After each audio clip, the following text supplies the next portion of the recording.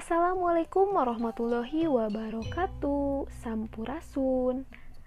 Wilujeng tepang sareng simkuring di kelompok 2 kelas 7C mata kuliah Teknologi Digital dina Pangajaran Basa Prodi Pendidikan Bahasa Sunda Universitas Pendidikan Indonesia. Dina ieu video hayu urang diajar sasarengan kumaha carana ngadamel website Google Doc khususna pikeun materi tarjamahan basa Sunda kelas 10 SMA, SMK, MA, jeung MAK. Tah ieu kompetensi inti jeung kompetensi dasar nu kudu dihontos siswa dina materi tarjamahan.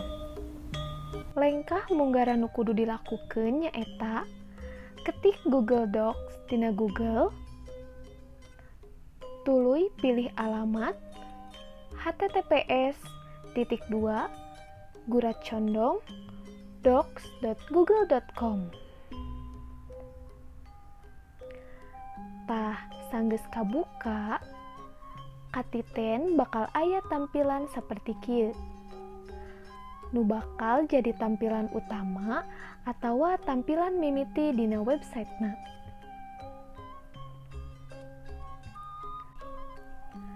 Aya sababaraha pilihan atawa template nu geus disadiakeun ku Google Docs saperti template pikeun nyieun resume, template pikeun nyieun surat, template pikeun nyieun proposal proyek, jeung brosur nu bisa digunakeun luyu jeung kabutuhan urang. Kusabab urang bakal nyieun dokumen anyar, ku kituna klik anu dokumen kosong. Satuluyna, sanggeus dokumen kosong kabuka, tangtu wae urang bakal ngarasa ieu tampilan teh teu aheng lantaran fitur nu aya dina Google Docs teh mirip jeung MS Word nu aya dina Microsoft Office. Lengkah satuluyna pikeun nambahkeun teks nu rek ditarjamahkeun ku siswa, upamana eta teks teh geus aya atawa geus disadiakeun dina dokumen, tinggal copy paste wae eta teks kana Google Docs. Iwalti upamana teks nu rek ditarjamahkeun ku siswa teh acan aya atawa can nyadiakeun. Ku kituna urang bisa langsung ngetik wae dina ieu Google Docs.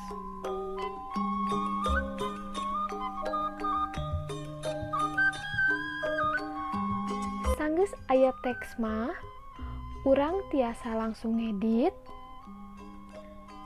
ngabebener, atawa ngarapihkeun eta teks nu otomatis bakal kasep unggal aya parobahan tina proses pangetikan atawa pangeditan nu dilakukeun.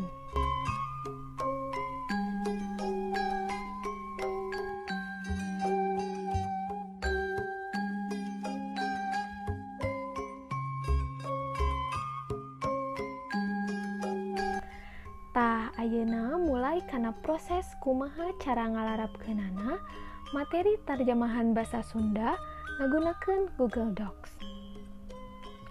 Contohna bisa saperti kieu. Unggal siswa dumasar nomor absen diperedih pikeun narjamahkeun eta teks sakalimah ewang luyu jeung aspek katatabahasaan nu meunah.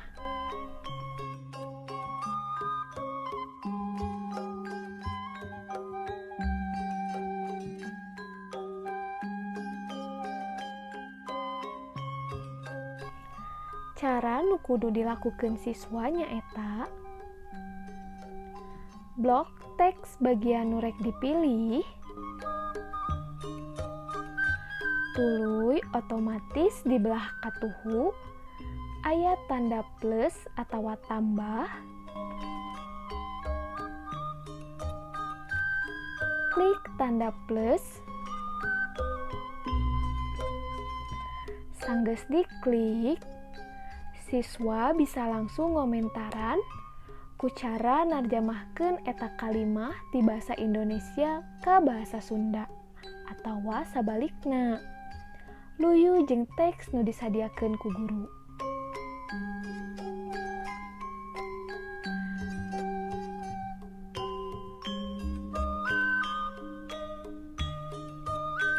Sanggeus siswa beres narjamahkeun, klik kotak warna biru nu tulisana komentar. Otomatis hasil tarjamahan siswa teh bisa langsung katempo ku guru lengkep jeung ngaran siswana.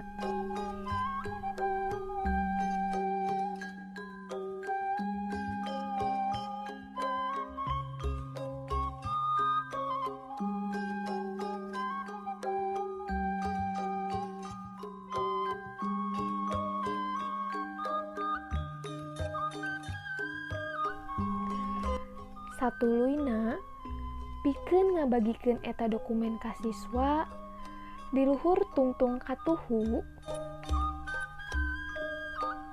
klik bagikan. Saacan dibagikeun, tulis ngaran judul, turobah luyu jeung materi nu rek dipedar. Misalna, tarjamahan kelas 10. Klik simpan.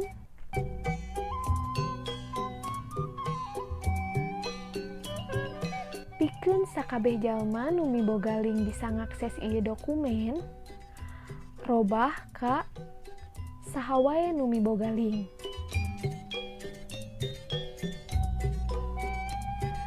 Lantaran upamana milih anu dibatasi,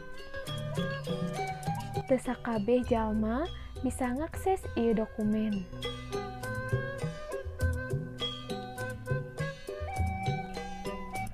Tuluy di bagian katuhu,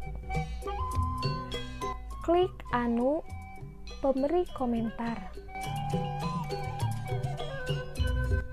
Sangkan sakabeh siswa bisa ngomentaran ieu dokumen.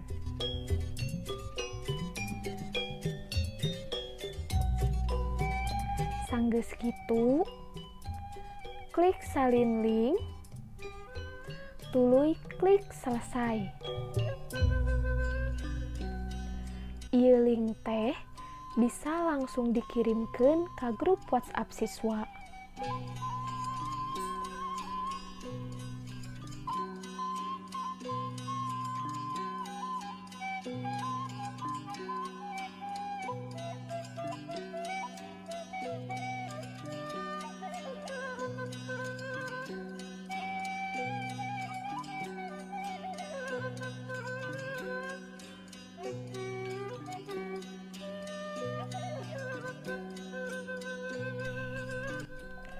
Link nalika diklik ku siswa upamana siswa ngakses dina HP.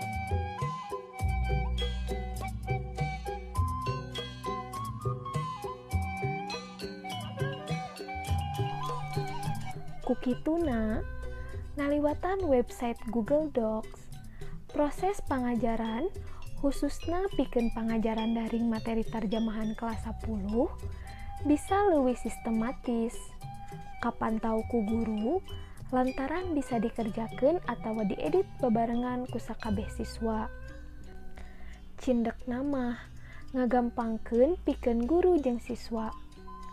Lianti eta, ieu website ge bisa diakses dina laptop atawa dina HP.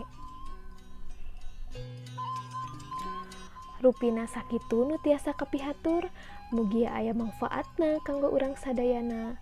Hapunten kana samudaya kalepatan. Amit mundur, amit pungkur, tepang deui sareng video salajengna. Wabillahi taufiq wal hidayah. Wassalamualaikum warahmatullahi wabarakatuh.